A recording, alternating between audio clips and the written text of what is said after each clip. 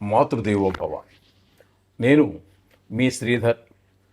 నా cell number 9295909819. ఇప్పుడు మనము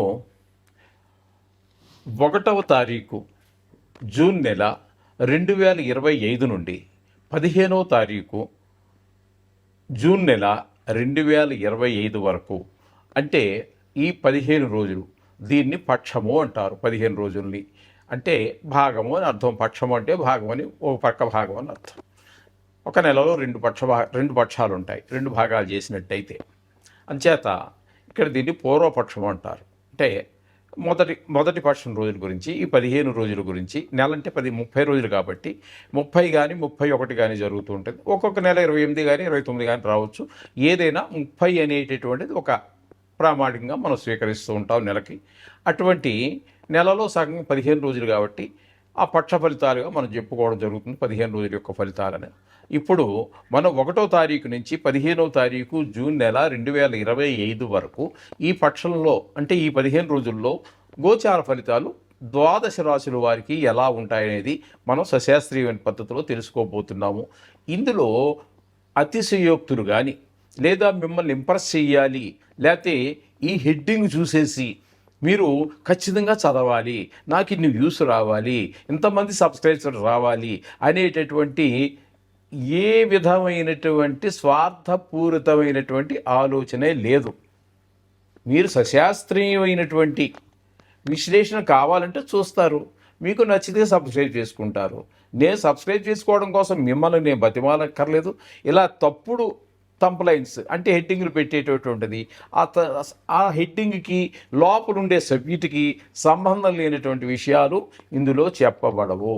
అలాగే కొన్ని గ్రహాలు బాగలేవు, అంత మాత్రాన మిమ్మల్ని భయభ్రాంతులు చేసేసి మీ చేత జపాలకనో హోమాలకనో, లేకపోతే ఏదో మా మిత్రుడు ఒక ఆయన ఈ మధ్యకాలంలో చెప్పాడు, ఒక ఆయన చెప్పాడట అట్లా. ఎందుకంటే ఆయనకి ఏదో కొంచెం కుజదోషం లాంటిది ఏదో ఉందట. అయితే అతని జాతకం మనకు రాలేదు, కానీ కుజదోషం ఉందని ఆయన నిర్ధారణ చేశాడు. అది ఎంతవరకు యథార్థం అనేది ఆ భగవంతుడు తెలియాలి. మంచిదంటే మంచిదే, నిజంగా ఉంటే మరి మంచిదే చెప్పింది కూడా. అయితే దాని పరిష్కారం మాత్రం అంత అక్కర్లేదు. ఎందుకంటే తమిళనాడు వెళ్ళి, తమిళనాడులో సుబ్రహ్మణ్య స్వామికి షణ్ముఖుడు అని పేరు, ఆయనకి ఆరు పుణ్యక్షేత్రాలు పవిత్రమైనటువంటి, చాలా పవిత్రమైనటువంటి 6 పుణ్యక్షేత్రాలు ఉన్నాయి. 4 చూపిస్తున్నాను అనుకో, 6. ఈ 6 పుణ్యక్షేత్రాలని ఒకసారి వెళ్ళి తిరిగేసి అంతర్దర్శనం చేసుకుని రమ్మన్నాడట. ఇది అందరికీ సాధ్యపడుతుందండి. ఒక పేదవాడు ఉన్నాడు, ఒక భాష రానివాడు ఉన్నాడు, చదువుకోని వాడు ఎక్కడ ట్రైన్ ఎక్కాలో, ఎక్కడ ట్రైన్ దిగాలో, ఏ రూట్లో వెళ్ళాలో వాడు అంతా గట్టిగా తిరిగితే ఆంధ్ర మన లేకపోతే తెలంగాణలోనూ పూర్తిగా కూడా తిరిగి ఉన్నటువంటి వ్యక్తి వేరే రాష్ట్రం పోయి ఎక్కడ తిరిగి వస్తాడండి? అతనికి ఆర్థిక పరిస్థితి ఉండాలి కదా. ఇవన్నీ ఆలోచించాలి మనం. ఇవి ఇట్లాంటి భయంకరమైనటువంటి శాస్త్రకారులు ఎప్పుడూ చెప్పలేదు. మనం ఇంటి దగ్గర కూర్చొని చేసుకునేటటువంటిది, లేదా ఇంటి దగ్గరలో ఉన్నటువంటి గుళ్ళోకి వెళ్ళి చేసుకునేటటువంటిది, దాన్ని కూడా ఎక్కువ ధనాన్ని ఖర్చు పెట్టి చేసుకునేటటువంటివి, ఎక్కువ ద్రవ్యం ఖర్చు అవ్వకుండా చేసుకునేటటువంటి విధానాలు అనేక చెప్పబడి ఉన్నాయి శాస్త్రాల్లో. అట్లాగే అవి ఏవైతే ఉన్నాయో అవి సూక్ష్మంలో మీకు చెప్పడానికి నేను ప్రయత్నం చేస్తాను. డబ్బులు ఉన్నవాళ్ళు ఓకే, సంతోషం, ఖర్చు పెట్టుకోండి, విత్తం కొద్దీ వైభవం, ఓకే. ఇప్పుడు మనము ప్రప్రథమంగా కన్యారాశి వారికి 1వ తారీఖు జూన్ నెల 2025 నుండి 15వ తారీఖు జూన్ నెల 2025 వరకు గోచార ఫలితాలు ఏ విధంగా ఉన్నాయనేది సశాస్త్రీయమైన పద్ధతిలో మనం తెలుసుకునేటటువంటి ప్రయత్నం చేద్దాము. ఇక్కడ 6వ స్థానంలో కన్యారాశి వారికి 6వ స్థానం వరకు మధ్యలో ఏమి లేవండి. వ్యయ స్థానంలో కుజుడు కేతు ఉన్నారు. అంటే చెప్తున్నాం కదండి, ఇందాక ఏదో రాశి గురించి చెప్పాను. 1వ తారీఖు నుంచి, అంటే మనం చాలా కాలం ఉండొచ్చు, మళ్ళీ మధ్యలో చిన్న చిన్న గ్రహాలకు రావచ్చు. అంచేత ఏదేమైనప్పటికీ ఈ 1వ తారీఖు నుండి 15వ తారీఖు మధ్యలో ఎవరు జన్మించినా వారు కాలసర్పదోషానికి అనేటటువంటి ఒక కాలసర్ప దోషం అంటారు.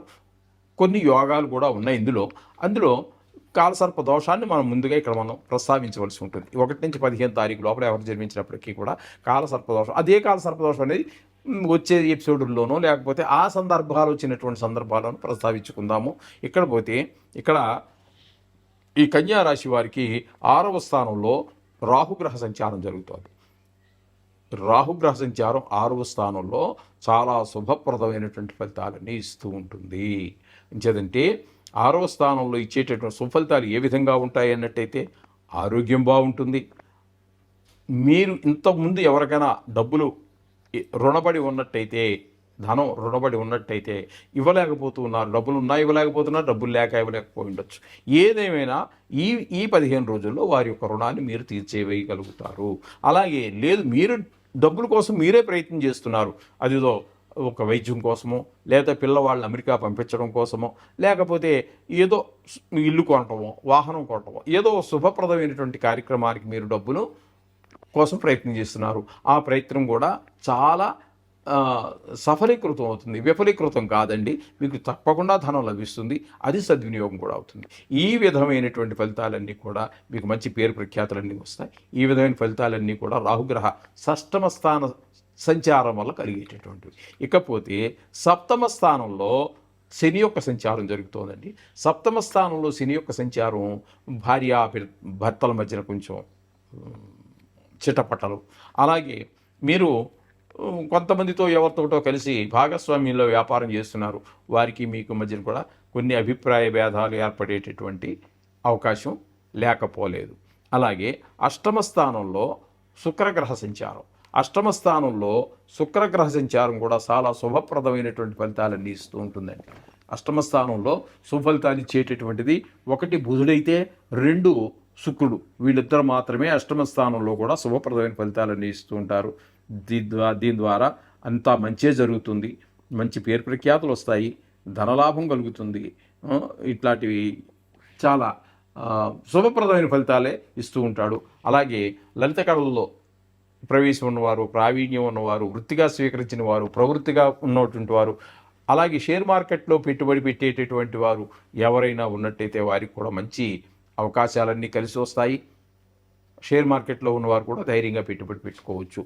అందుచేత ఈ విధమైన ఫలితాలన్నీ శుక్రగ్రహ అష్టమ సంచారం వల్ల జరుగుతూ ఉన్నాయి. ఇకపోతే 9, 10 స్థానాలలో 9, 10 స్థానాలలో రవిగ్రహ సంచారం జరుగుతోంది.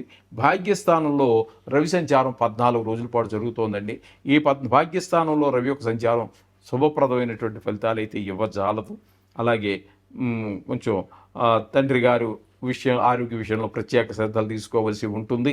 అలాగే ఏదైనా మీరు పుణ్యక్షేత్రాలకు వెళ్ళాలి, దర్శనం చేసుకోవాలి అన్నటువంటి వారికి అవకాశాలు ఉండవండి. అలాగే మీకు వాహనం ఉన్నప్పటికీ సమయానికి బండి తీద్దాం అనుకున్నప్పటికీ ఏదో ట్రబుల్ రావటం, అలాగే గృహ విషయాల్లోనూ ఇబ్బందికరమైనటువంటి ఏదో నల్లా పాడవటం, కరెంటు పోవటం, లేకపోతే ఏ ఫ్రిడ్జో ఏ ఏసీయో మిమ్మల్ని ఇబ్బంది పెట్టడం లాంటి పరిస్థితులు కూడా మనకి రవి వలన 14 రోజులు జరుగుతున్నాయి. ఒక్కరోజు మాత్రం దశమ స్థానంలో ఉంటారు. ఆ ఒక్కరోజు మాత్రం కొంచెం వృత్తిపరమైనటువంటి విషయాల్లో మీకు సహాయం అందిస్తారు. ఇది రవి వల్ల కలిగేది. ఇకపోతే బుధుని యొక్క సంచారం కూడా రవితో పాటుగానే ఒక 6 రోజుల పాటు భాగ్యస్థానంలోనూ అక్కడ మీకు అనుకూలమైన ఫలితాలు ఇవ్వజాలదండి.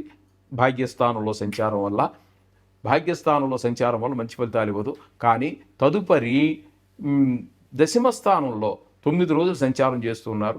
ఆ దశమ స్థానంలో చేసినప్పుడు వృత్తిపరమైనటువంటి విషయాల్లో అనేకమైన అనుకూల పరిస్థితులు ఏర్పడతాయి, ధన లాభాలు వస్తాయి.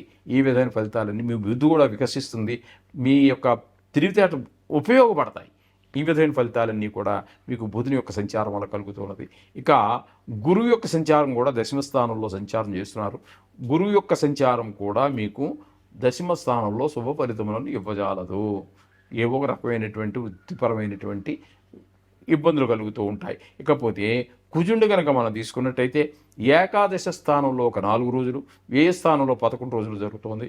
ఏకాదశ స్థానంలో 4 రోజులు మాత్రం ధనానికి ఇబ్బంది లేకుండా చూస్తారు. అలాగే వ్యవహార శైలి అంతా బాగుంటుంది. కానీ 12వ స్థానంలో అంటే వ్యయ స్థానంలో 11 రోజులు ఉంటారు. అప్పుడు ధన వ్యయం అవుతుంది. అది కూడా సత్ఫలిత అంటే మంచి పనుల కోసం ఖర్చు అవ్వడం జరగదండి. అలాగే శత్రు భయం, అలాగే మనోవిచారం, ఇట్లాంటి అన్నీ కలిగే అవకాశం ఉంటుంది. అలాగే కేతు కూడా కుజుడితో పాటుగానే ఇక్కడ 15 రోజులు సంచారం చేస్తున్నారు వ్యయ స్థానంలో. కేతు కుజువత్తని మన శాస్త్రం చెప్తోంది కాబట్టి కుజుడు ఏ ఫలితాలు ఇస్తున్నాడో అదే ఫలితాలు ఇస్తాడు. ఇక్కడ మనకి వ్యయ స్థానంలో మనకి ఆయన కూడా ధన వ్యయం అది కూడా దుర్వినియోగమే కానీ సద్వినియోగం మాత్రం కాదు. అలాగే కొంచెం శత్రు భయము, మనోవిచారం ఇలాంటివన్నీ కూడా కేతు కూడా కలగజేస్తూ ఉన్నాడు ఏ స్థానంలో ఉండి. ఈ విధమైన ఫలితాలన్నీ కూడా మనం ఇక్కడ కన్యా రాశి వారికి చెప్పుకోవాల్సి ఉన్నది. కొన్ని గ్రహాలు ప్రతికూలతలు ఉంటాయి, దాని గురించి ఏం కంగారు పడక్కర్లేదు.